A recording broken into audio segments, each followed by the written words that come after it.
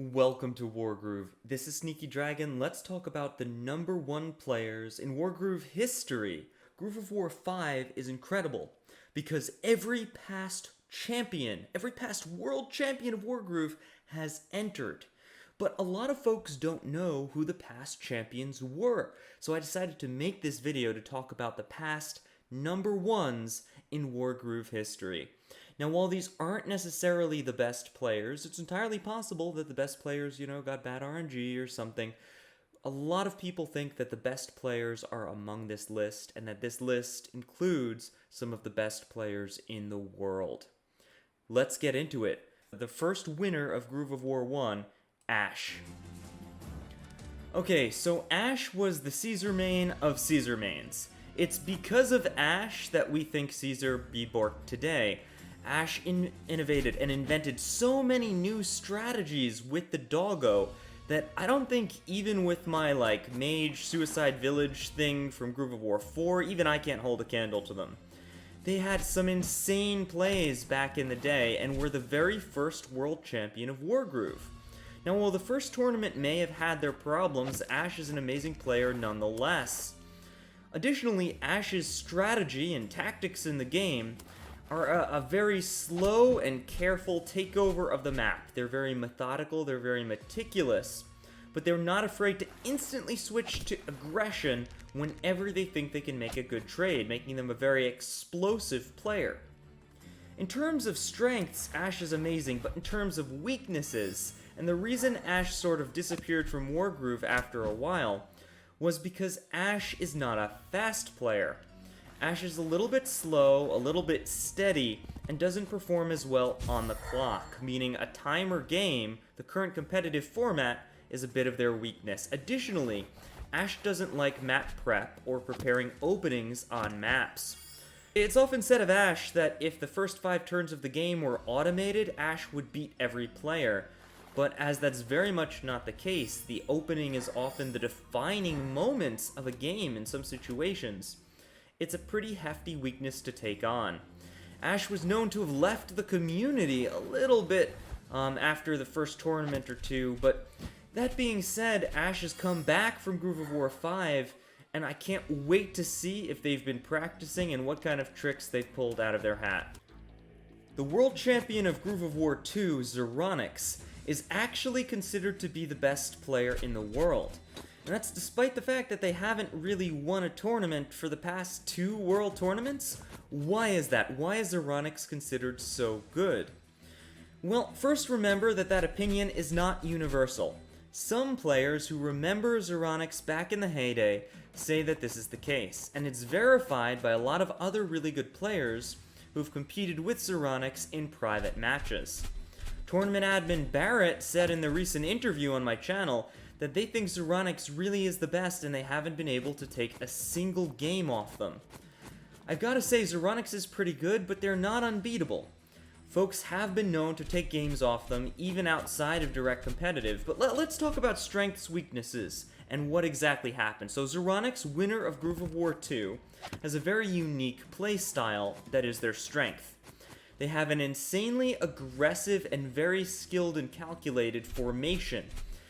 Wherever you stand, wherever you go, your commander can and will be lethal. They set up lethals on every square you could possibly put. And if you decide to back off instead, they'll steal all your villages, take all your territory. Zoronics is an insanely good Sedge player, playing Sedge even before Sedge was meta and good. And honestly has no real weaknesses except maybe sometimes they overextend a little bit in their aggression. Realistically though, Zoronics is amazing at the game. They're fine on the clock, they're fine in a slow, meticulous pattern, they're fine doing map prep and figuring things out and coming up with crazy openings. They have insane strengths, almost no weaknesses, and one of the most fun, aggressive playstyles to watch. I highly recommend checking them out in Groove of War 5, and at this point, they're one of the favorites to win. Red Jams. Okay, I know it says Dream there, but Red Jams is one of those players who is constantly changing their Steam name.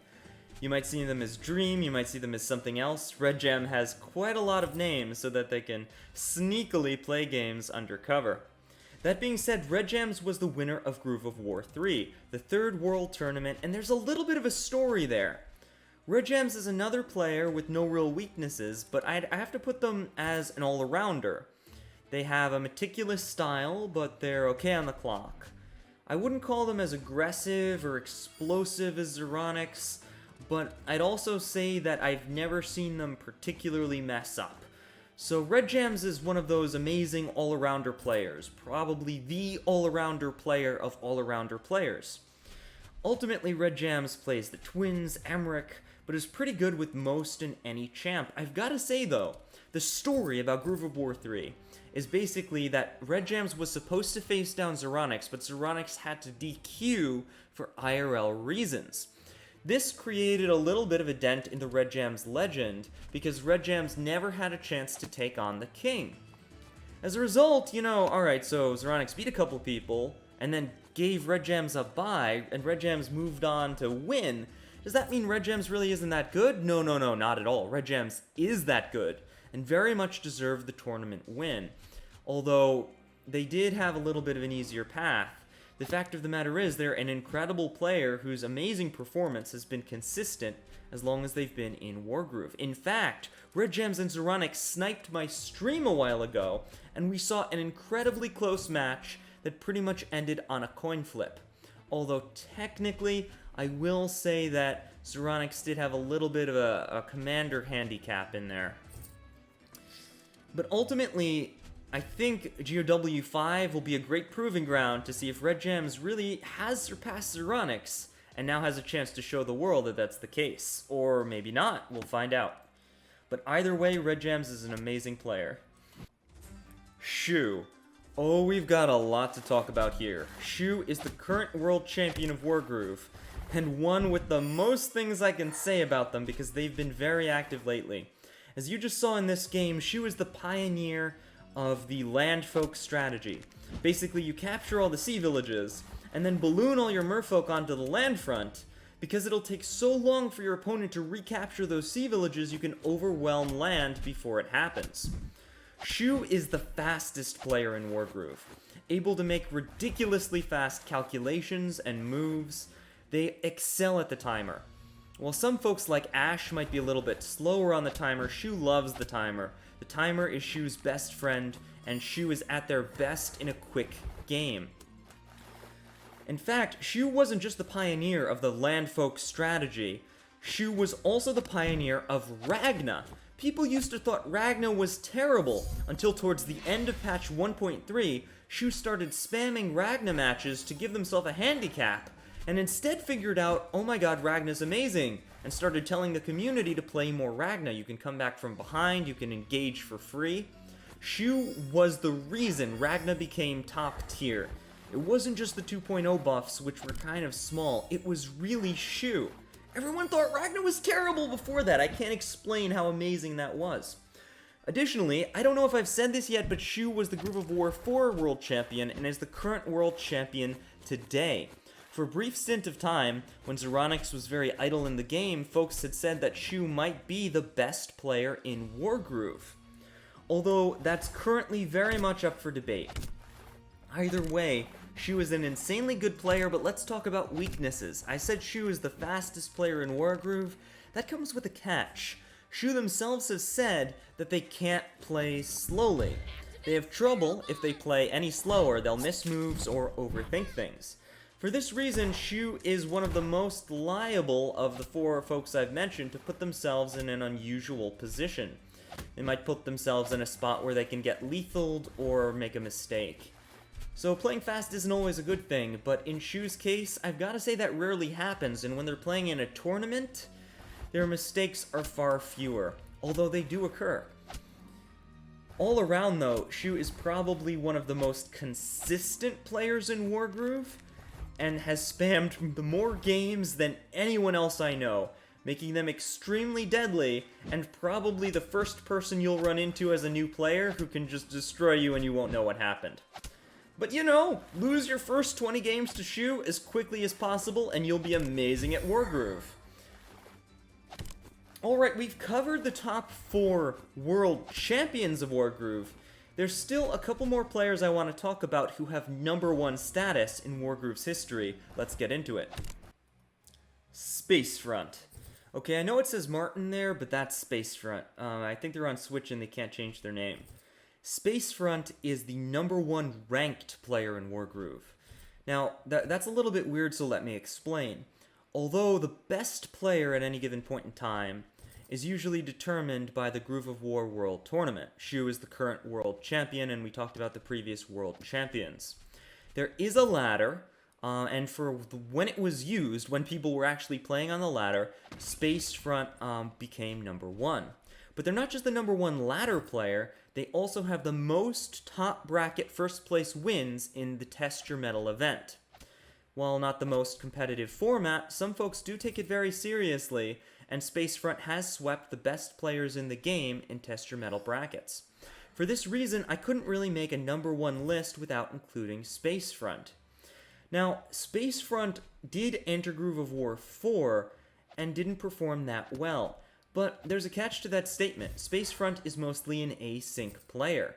I talked a lot about Ladder and Test Your Metal. Those were async games for the most part. They weren't played live, they weren't played on a timer.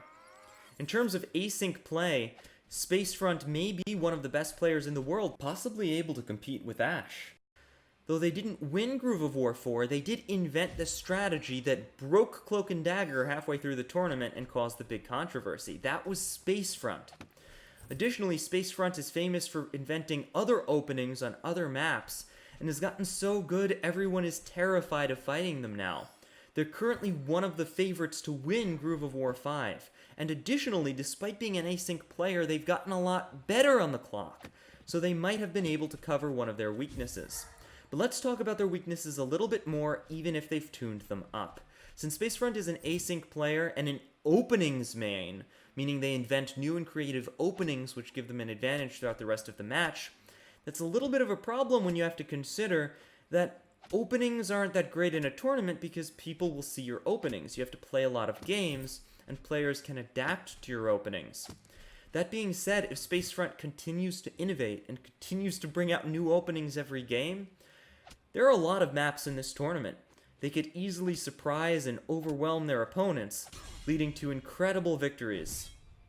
I've got to say, Spacefront is pretty scary and has gotten insanely better in the months leading up to Groove of War 5. They're not to be underestimated at all. Alright, so we've talked about the top 5 we've talked about the 4 previous world champions, not necessarily the top 5 players right now, but the 4 previous world champions and the #1 ranked ladder and Test Your Metal champion. I think that's about everyone I can include on this video, because there are so many good players, guys. There's so many good players, I would need hours of videos to go through them, and I'd still be missing a few. So I wanted to keep this video objective and stick to those who have earned a first place title. Honorable mentions, I guess. I almost included Sejun in this video for being the #1 popular player. Sejun often wins the favorite player award, and is this crazy player who's been role-playing as Sej since the start of Wargroove and has never once broken character. And we have like Alsame, who was #1 on KFO for a little while, and folks said that during Alsame's couple of months of fame that they might be the best player. But I wanted to stick to folks who had gotten the #1 title to keep it objective so I don't leave anybody out, or so folks who do get left out don't feel bad, because there's so many amazing players, and honestly I can tell you, there are a lot of folks who could win Groove of War 5 that weren't even on this list. So tune in, watch the streamers, I'm going to upload some videos. Groove of War 5 is going to be amazing, but I hope you guys enjoyed this historical on the previous world champions and top ladder player in Wargroove history.